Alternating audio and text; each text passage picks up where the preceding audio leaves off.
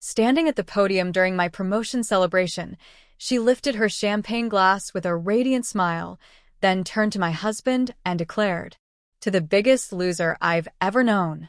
The laughter that erupted afterward shattered something deep within me. I was the man being honored, yet in that moment, I felt like the punchline of a cruel, private joke. They say success is the best revenge, but no one ever talks about how empty it feels when the one person who's supposed to believe in you doesn't.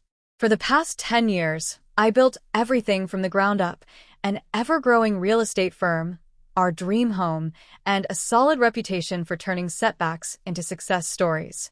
But Emily, my wife, always seemed to focus more on the flaws than the foundation. She was once my college sweetheart. Back then, she was radiant, magnetic, full of ambition. I had loved her fiercely, but over time, her once inspiring confidence twisted into something sharp, something cutting. At first, her comments were subtle. Then they became bolder and crueler. That night at the downtown Hilton was supposed to be a celebration of our shared success. She had helped pick out my suit, choose the venue, and even coordinated with my assistant. But as I stood there listening to her mockery disguised as a toast, I realized she hadn't been planning a celebration. She'd been staging a performance for herself. The room filled with nervous chuckles. My colleagues shifted uncomfortably. I forced a smile and raised my glass, though my hand trembled. I looked at her, hoping, begging, for a glimpse of regret. But her smirk was as cold as the blade she had just plunged into my back. The car ride home was suffocating. Silent. Emily stared at her phone, occasionally grinning to herself. "You didn't have to do that," I finally said, my voice low and controlled. "Do what?" she replied, feigning innocence. "Humiliate me. Call me a loser in front of everyone." She laughed, cold and amused. "Oh, come on, David. Don't be so dramatic. It was just a joke. Besides, it's not like they don't already think it." Her words struck harder than any blow ever could. My knuckles tightened around the steering wheel. Later that night, I sat alone in my home office, scotch in hand, that uneasy feeling gnawing at my gut. Then my phone buzzed. It was a message from her. "Can't wait to see you tomorrow. He's so pathetic." My pulse raced. That message wasn't meant for me. The realization was a dagger in my chest. What followed was a whirlwind of anger and clarity. I started watching her more closely. Those late-night phone calls, sudden business trips, and how often she'd disappear into the bathroom with her phone. One evening, when she left for yoga, I followed her. She wasn't at yoga. I spotted her at a dimly lit restaurant, laughing closely with a man. Her hand lingered on his arm. Her smile, so warm, so real, was a look I hadn't seen from her in months. It gutted me, but I didn't confront her. Not yet. I started planning. I combed through our financial records and found suspicious transfers to a private account under her name. I hired a private investigator. Within days, I had everything: photos, recordings, and a detailed report on the man she was seeing, Richard, a mid-level executive from her firm. Everything started making sense. The humiliations, the cutting remarks, the emotional sabotage. They were her way of rewriting our story so that she wouldn't feel guilty. But I wasn't the fool she took me for.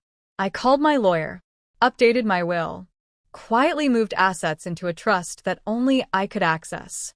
I installed discreet cameras in the house. Soon, I had the final piece: video footage of her and Richard plotting to drain my accounts and leave me with nothing. 2 weeks later, Emily threw a dinner party. She insisted I attend, even though I had been pulling away. As she dazzled the guests with her charm, I waited for the right moment. After dessert, I stood and tapped my glass. "I'd like to propose a toast," I said. All eyes turned to me. Emily's smile faltered. "To my wife, Emily," I continued, "for her brilliance, ambition, and creativity. Truly, you've outdone yourself." The room went still. I clicked a button on the remote. A projection screen lit up. The video played. Their voices. Their plan. Her betrayal. Everything. Gasps filled the room. Emily's face turned white. She lunged for the remote, but I stepped away. "Sit down, Emily," I said coldly. "We're just getting started." "David, this isn't." "Save it," I snapped, my voice cutting through her protests.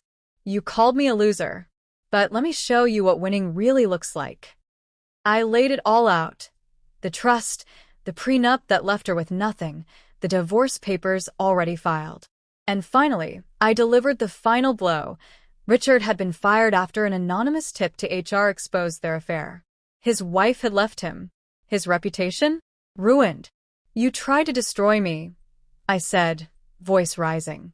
"But you underestimated the man you thought you broke." Emily's expression contorted with rage. "You think you're better than me?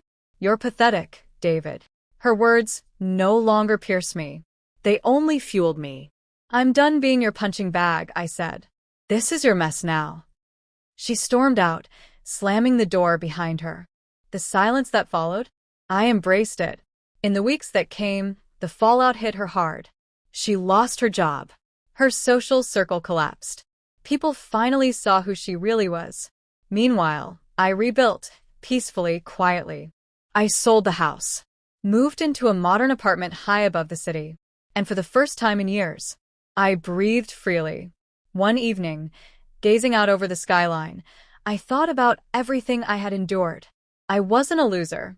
I was a survivor. A man who had walked through betrayal and come out stronger. Emily's voice still echoed in my memory from time to time, but it had no power over me anymore. They say success is the best revenge. But the real victory?